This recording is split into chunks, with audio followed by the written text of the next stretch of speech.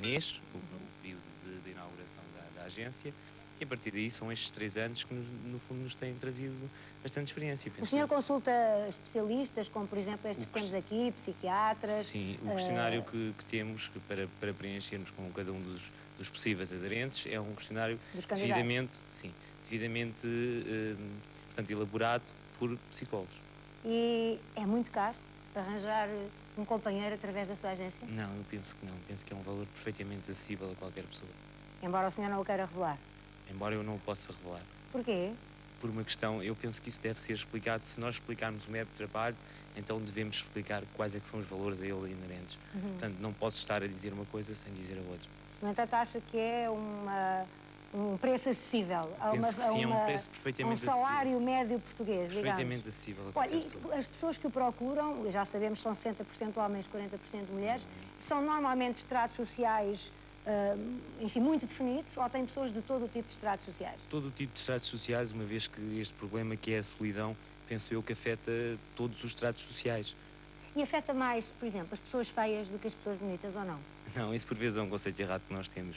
Afeta todo o tipo de pessoas, porque Lisboa é uma cidade muito grande, cada vez mais as pessoas se isolam, cada vez mais as pessoas têm dificuldade em conhecer alguém que lhes possa interessar e, como tal, é natural que queiram refazer uma vida e que tenham dificuldade em conhecer esse alguém que lhes interessa, alguém que tenha o mesmo objetivo que eles, alguém que queira tanto quanto eles refazer uma vida a dois.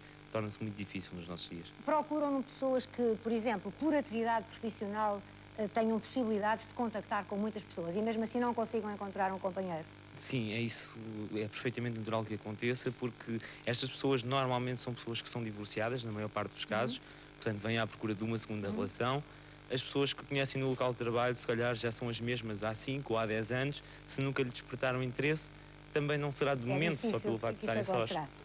Bom, e temos aqui, por último, um casal, a Sra. Maria da Graça Paes de Faria e o Sr. Manuel Paes de Faria, que têm, eu diria que um hobby, não sei se posso dizer assim, mas julgo que sim, particular. Os senhores são monitores de cursos de preparação para o matrimónio. Ou seja, partem do princípio que, como já aqui foi dito, a vida a dois é difícil, em alguns casos, para muita gente, mesmo impossível. No entanto, os senhores acreditam que é possível uma aprendizagem dessa vida a dois. E pelos vossos centros, se não me engano, já passaram cerca de 26 mil jovens, não é? Passado. Só o ano passado. Só em 95. Portanto, é uma experiência importante. É. O que é que vos dá essa ideia de que são capazes de ensinar aos outros a viverem em conjunto? A primeira coisa é que nós não damos cursos, porque nós não nos consideramos professores de casamento. Eu chamei monitores. Pois, mas de cursos de preparação. Não, realmente, nós, com muitos outros casais como nós, que são casais católicos, e pensamos que ajudar os noivos a viver o seu compromisso de vida é importante, ajudá-los. E ajudamos-los não com conferências, não com, enfim, com grandes palestras, mas todo o trabalho de CPM, e CPM é Centro de Preparação para o Matrimónio, todo o trabalho de CPM assenta no diálogo e na partilha de experiências. De maneira que nós pensamos que hoje é cada vez mais difícil dialogar, ter espaço para diálogo, ter espaço para namoro. Há bocado ouvimos, eu gostei muito de ouvir dizer que muitas vezes os casais, depois de casados, esquecem-se de namorar. E é fundamental o namoro. É isso que os senhores sugerem nessa preparação? Nós sugerimos nessa preparação que os noivos, antes de casarem, dialoguem muito seriamente para já se têm um projeto de vida a dois, porque às vezes não têm. Têm projetos individuais de vida, mas que não são compatíveis com uma vida a dois. E procuramos que eles encontrem pontos de convergência no seu amor, com certeza, para poderem levar esse compromisso por toda uma vida, porque nós somos casais... Essa experiência dificílima, ou quase impossível, como já aqui se disse, até ao fim. Ou seja, quando percebem que os dois candidatos ao casamento não têm, afinal, um projeto de vida comum, pode acontecer-vos desaconselhar as pessoas de se casarem. Não propriamente, quer dizer, nós procuramos mostrar realmente aquilo que é necessário, que é o diálogo. Ora, se eles não tiverem hábitos de diálogo anteriormente ao casamento, depois de casados também não os têm. Será difícil estabelecer. Será muito difícil. Portanto, o que é necessário é realmente habituá-los a dialogar entre si, entre os dois e entre o grupo, porque normalmente trabalhamos em grupos. E diga uma coisa, qual é, uma vez que disse que não se trata de grandes palestras, nem nada desse tipo, qual é a importância que dão à vida sexual, à aprendizagem para uma vida sexual em comum, nessa vossa preparação? É também um aspecto importante dos temas que nós conversamos com os noivos. Mas Portanto, abordam da perspectiva da Igreja Católica? Apenas na perspectiva da Igreja Católica? Abordamos a perspectiva da sexualidade ao nível geral. Ou seja, falam da contracepção? Falamos de todas as situações a nível da sexualidade. Falam das mudanças de hábitos sexuais? Falamos inclusivamente de não haver hábitos estabelecidos a nível da sexualidade.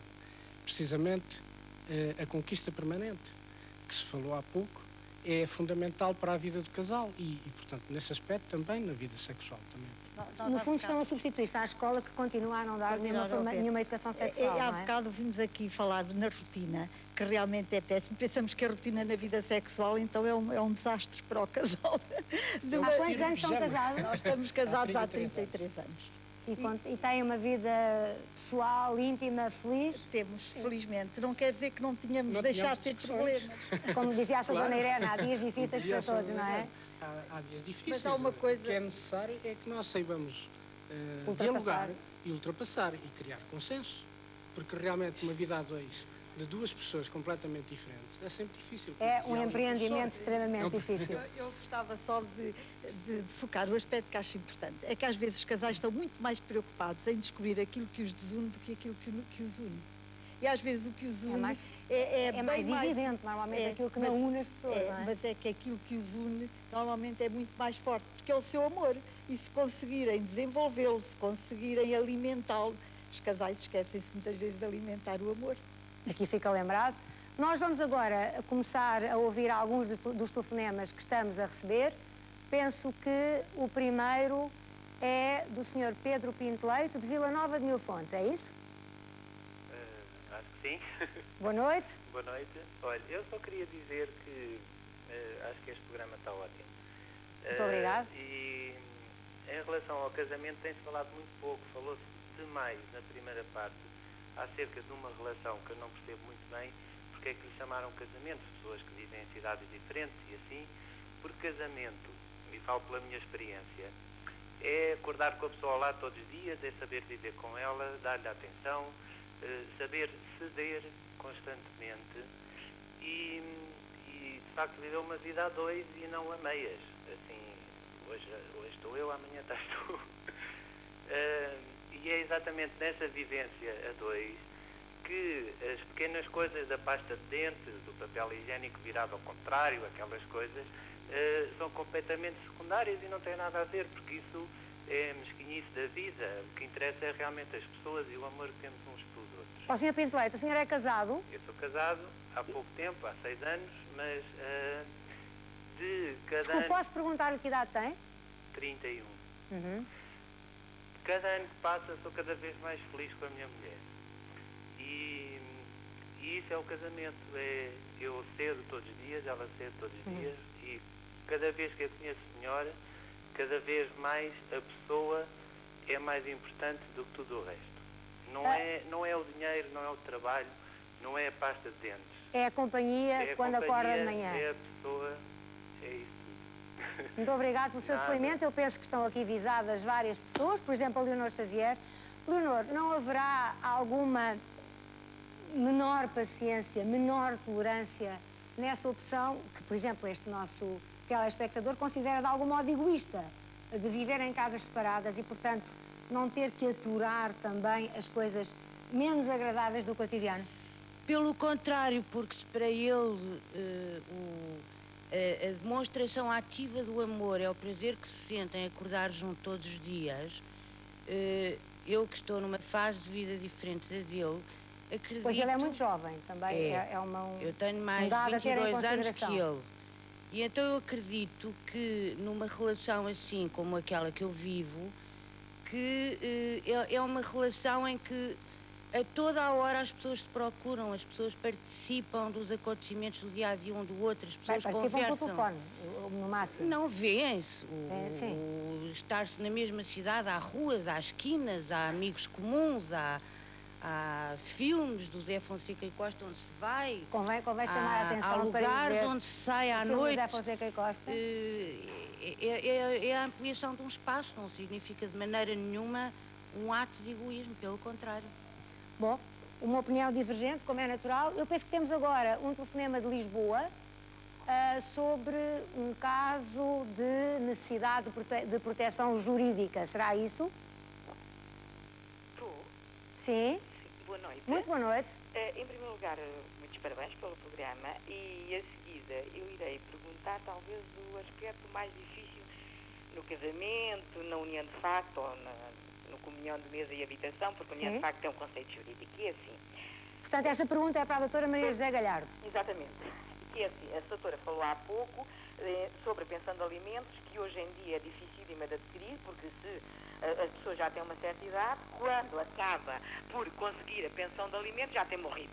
Porque, entretanto, em 1990, ou o que é que foi, apareceram aí uns termos de decreto-leis e depois um decreto regulamentar, que ainda, primeiro terá que ser passível de uma declaração em como tem direito à pensão de alimentos nos termos de um artigo do Código Civil e só posteriormente é que lhe será atribuída a pensão.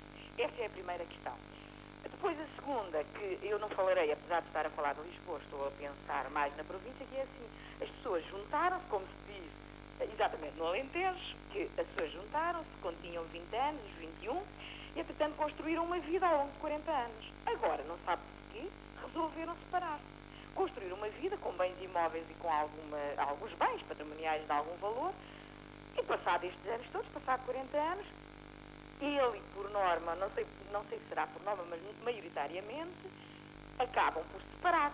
E então, o que é que o outro cônjuge, não é cônjuge, entre aspas, tem direito? Nada, não é? Doutora Maria José Galhardo? Está a referir-se à parte da união de facto ou aos alimentos em geral? Se a referência, tal como foi feita, se reporta aos alimentos em geral, é o facto, infelizmente, que a morosidade dos nossos tribunais levam a que, no fim da vida, se consiga um resultado positivo. Mas também é outro facto que o legislador previu essa situação de uma maneira muito simples. Existe uma providência cautelar, que é um tipo de processo extremamente urgente, que se chama de alimentos provisórios, em que, portanto, a pessoa que esteja na necessidade premente de resolver um problema de alimentos, muito simplesmente põe essa providência cautelar e, norma geral, vê resolvida no prazo de 15 dias. A sentença que vier a ser proferida nessa providência, portanto, que lhe resolve o problema de imediato, é recorrível, como é evidente. Simplesmente, tratando-se como se trata de uma providência cautelar, o efeito é meramente devolutivo. O que é que isto quer dizer? Isto quer dizer que, enquanto não ficar resolvida a ação principal, que vai julgar os alimentos em termos definitivos, digamos que aqueles alimentos provisórios, que são o estritamente necessário à subsistência da pessoa que pede, vigoram. Portanto, a pessoa fica os tais 10 anos ou 15 anos, não será tanto tão exageradamente assim, mas enfim, mas de qualquer forma tem uma solução imediata. E, portanto, essa solução imediata, em princípio, vai-lhe dar a possibilidade de esperar pela sentença definitiva posta na ação principal, que é a ação, então, de alimentos definitivos, que tem um prazo para ser proposta uma vez decretados provisórios, que é, portanto, um prazo de 30 dias. Portanto, está prevista a situação e está resolvida de imediato. Bom, temos agora, então, um outro caso de um telespectador de Braga. Boa noite. Olá, muito boa noite. Tenho o prazer de cumprimentá-la pelo seu programa, porque acho que é excelente. E está a ficar um assunto que é extremamente importante para todos nós, que fazemos parte de uma sociedade. E começo por dizer que estou um pouco de acordo com o José Fonseca e Costa. Também ando à procura de um paraíso, não perdido, porque nunca o tive, mas desculpe, também à procura de um paraíso. Que idade tem? 42 anos. Olhe, não sei, se quiser. Nunca se sabe.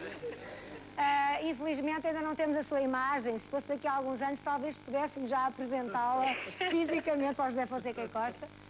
Mas diga... Mas, como ia dizendo, portanto, eu não sei o que é o amor, ainda não tive talvez essa felicidade ou a sorte de saber o que isso é. Nunca foi casada? Já sou viúva, há 6 anos, mas tive 2 casamentos que não resultaram de maneira nenhuma, talvez por eu não saber o que é o amor, ainda hoje. Ou será porque põe talvez a fasquia muito alta, não poderá ser isso? Talvez eu seja demasiado exigente, talvez eu procure a pessoa impossível, é bem provável que sim. Ou então talvez porque, como disse o Dr. Salgueiro, o amor deve começar no ventre materno.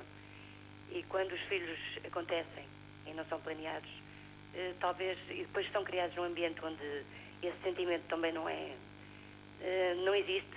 Foi o seu caso? Que foi o meu caso, exatamente. Portanto, é extremamente difícil ao longo da vida depois encontrar esse sentimento, de saber o que é que ele representa, o que é esse sentimento. Olha, desculpe uma sugestão, e que eu gostava de passar, aliás, ao Dr. Emílio Salgueiro, ou ao Dr. Alan Gomes. Alguma vez considerou a possibilidade de frequentar uma consulta de acompanhamento psicológico ou psiquiátrico, por exemplo, que a pudesse ajudar? Eu tenho alguma formação a nível de psicologia. Infelizmente, perdeu-se o contacto com esta nossa telespectadora de Braga. Nem sequer a pudemos identificar, o que é lamentável, porque, enfim, podia haver aqui algum interesse, não é? Ela identificou-se tanto com as posições de José Fonseca e Costa. De qualquer maneira, se for possível restabelecer a ligação com Braga, eu acho que era muito interessante este testemunho e gostaria que ele se pudesse restabelecer. Em todo o caso, Dr. Emílio Salgueiro, acha que, de facto, para uma pessoa que teve, como esta telespectadora nos disse, uma infância em que não sentiu amor, foi uma filha não desejada, pelo que percebemos, isso pode ser irremediável para encontrar um equilíbrio numa união a dois? Bom, coisas irremediáveis na vida há poucas. Eu acho que é só a morte que é irremediável, de alguma maneira. Mas que o casamento se começa a construir quando se é bebé, penso que sim. De algum modo é aí que se começa a construir, nas tais várias camadas de confiança que se vão adquirindo, confiança no próprio, confiança nos outros. Mas nem os pais, nem as escolas, nem ninguém está preparado para passar essa aprendizagem, pois não? Eu penso que isto é um problema, de alguma maneira, irresolúvel em termos gerais, porque nós somos seres imperfeitos e, claro, por melhor de boa vontade que nós tenhamos, erramos sempre, estamos sempre a fazer asneiras com os nossos filhos e connosco próprios, e não há assim uma grande volta a dar em relação a isso. O que é que aconselharia a esta nossa Agora, telespectadora de Braga? Ela pode ser tem 42 ajudada, anos, é muito jovem. Mesmo que tivesse mais ou que claro, tivesse menos, não é essa a questão. Eu creio que sim, pode ser ajudada a entender isto que ela começou a falar. Exato. O que é que terá falhado? E aí há uma questão que eu talvez quisesse pôr, que é, usando um bocadinho o jargão profissional, que é o problema do narcisismo, que é este. Nas ligações, a paixão cria a fantasia de que se vai ter, através da outra pessoa, todas as nossas necessidades satisfeitas. No estado de paixão isso acontece. Exato. Mas passado o estado de paixão, verifica-se que não é nada disso. Que é porque a outra pessoa também tem o mesmo tipo de expectativa. Claro. E aí cruzam-se dois projetos sem encontro, no fundo. Portanto, as ligações consolidam-se lentamente e é depois do estado de paixão. Não é no estado de paixão, é depois. E é lentamente. E essa consolidação da ligação, no fundo, é que é o casamento. É isso. E que, quando as pessoas não conseguem fazê-lo sozinho, podem tentar procurar através de uma ajuda. Deixa-me dizer só uma frasezinha do Jorge Listopado. Diga. Que disse aqui há uns anos sobre a alma. A alma dizia assim, a alma é como ao pão do padeiro, tem que ser amassada todos os dias. Eu digo, o casamento é como ao pão do padeiro, tem que se meter as mãos à massa todos os dias. Já aqui várias pessoas, aliás, deram esse testemunho, e até este casal dos CPMs. Vamos ouvir um outro telespectador de Lisboa e que se identifica, quer falar do problema da união livre, penso eu. Boa noite. Boa noite. Eu queria fazer uma pergunta muito simples. União livre entre os homossexuais, é isso? Sim. A informação chegou-me em parte, desculpe. Claro, que é normal e que existe no nosso país e em muitos outros, devido ao casamento não ser possível. Quais serão ou quais são os problemas, como se poderão resolver os problemas, por exemplo, de arrendamentos que são feitos numa das partes, se há alguma coisa que nos proteja, que não nos proteja, quais são as coisas que poderão estar a nosso favor havendo uma vida em comum. Era isso que eu queria saber basicamente. Portanto, a pergunta é também para a doutora Maria José Galhardo, não é? Sim. Doutora Maria José Galhardo, há alguma legislação, penso que sabemos todos que não, que defenda os interesses de uma união estável entre homossexuais? Se um deles morrer o outro, por exemplo, pode ter aspirações a ficar com a casa, suponhamos? Não, efetivamente a legislação portuguesa não prevê. Nós sabemos que há países da Europa, como é o caso da Holanda, onde que já está acontece. legislado. Agora, há a regra comum de salvaguardar esses interesses. Pode-se, por exemplo, todos os bens que adquirirem, podem adquirirem com propriedade. Pode acontecer que façam testamento um ao outro e, portanto, deixem a sua cota disponível, o que a lei prevê. Podem tomar toda uma série de medidas que são perfeitamente definitivas. Digamos, como tem dois que tomar... seres, não é o caráter homossexual que caracteriza. Como duas pessoas sós na vida, que não tenham ligação de parentesco, podem tomar medidas que privilegiem o outro. E que as defendam contra a inexistência de dispositivos legais. Exato. Com muita pena nossa, e agradecendo a todos os que estiveram aqui presentes e também àqueles que estiveram connosco através do telefone ou apenas assistindo, vamos nos despedir. Eu queria anunciar o tema do próximo programa. Valerá ou não a pena fazer sacrifícios em nome da aparência física? É claro que aqui cabem as dietas e aqui cabem muitas outras formas de sacrifício, o exercício físico, às vezes, talvez exacerbado.